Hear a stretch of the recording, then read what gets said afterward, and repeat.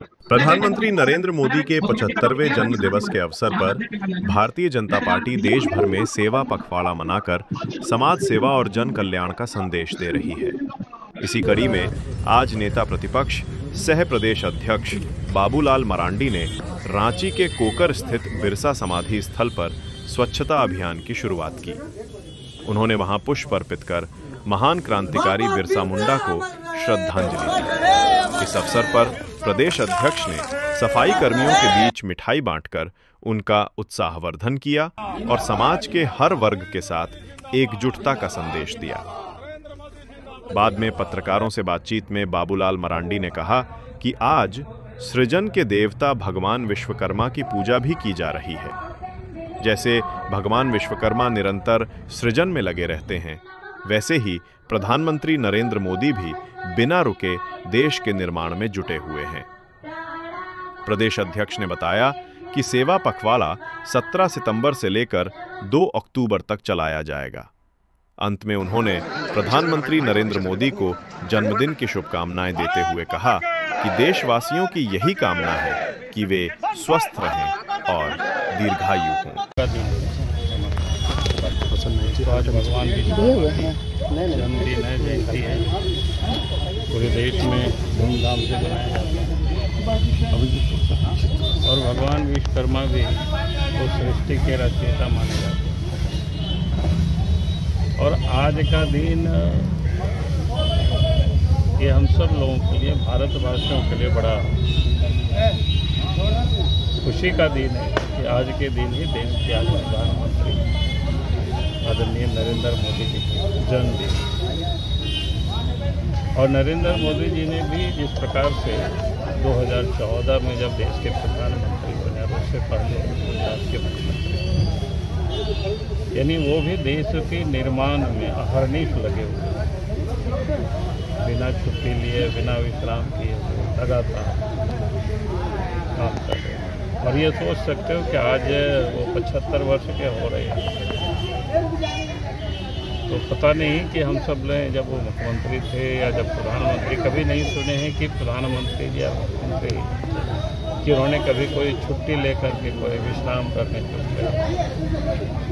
लगातार परिश्रम कर रहे हैं। और इस कारण से आज देश उसकी ऊंचाई को आज दुनिया के देश भी आज भारत की लोहा मान रहे हैं। सब क्षेत्र, चाहे निर्माण के क्षेत्र में,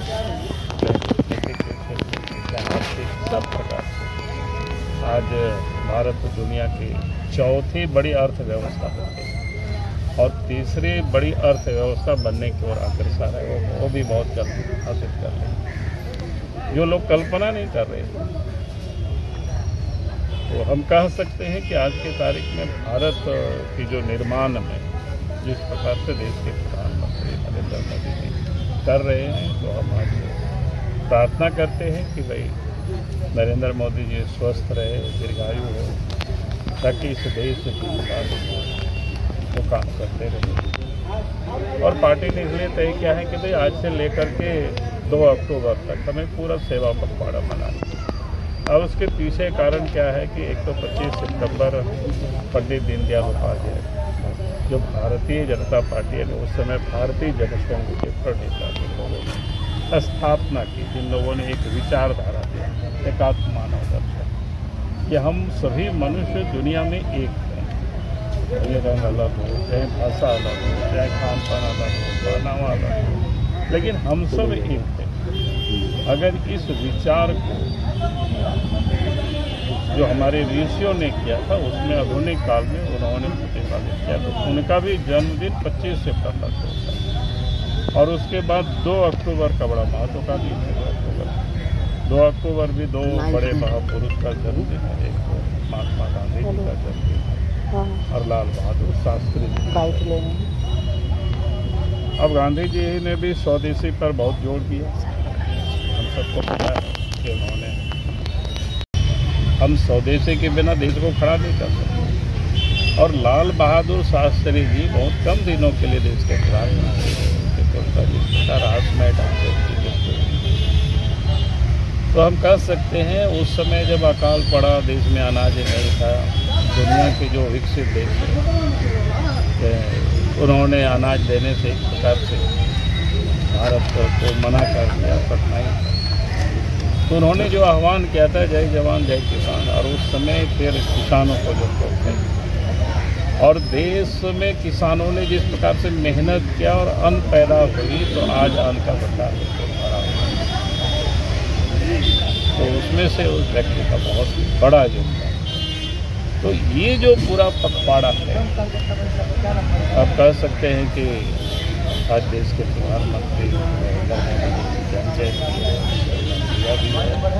और फिर 25 तारीख को पंडित दीनदयाल उपाध्याय की जयंती, 2 अक्टूबर को गांधी जी और शास्त्री लाल बहादुर जी का जन्म, यानी ये पूरा पखवाड़ा।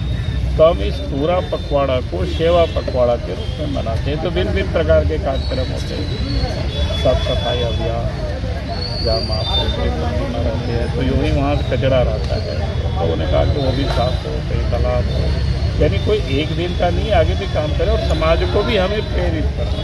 ये काम ऐसा नहीं है कि बीजेपी नहीं, हमारे समाज के और देश के प्रधानमंत्री तो जिस दिन वो प्रधानमंत्री बने तो सबसे पहले जिस काम को उन्होंने घोषणा की वो स्वच्छता अभियान, स्वच्छ भारत अभियान।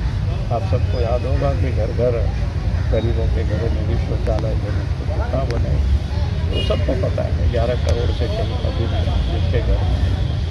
यानी स्वच्छता अभियान गांधी जी भी उस पर बहुत बल देते थे और देश के प्रधानमंत्री नरेंद्र मोदी जी के प्रधानमंत्री स्वच्छ भारत अभियान चला, जो आज भी चल रहा है और इसका परिणाम भी हम सब लोग देख रहे हैं। तो समाज को और जागरूक होना है ताकि हम अपने घर को, अपने आसपास को, अपनी जितनी भी सार्वजनिक जगह है उन सबको हम साफ सुथरा रख सकें। इस दिशा में हम सब लोग भी करते हैं, हमारे कार्यकर्ता भी करते हैं और लोगों को भी उस ओर प्रेरित करते हैं।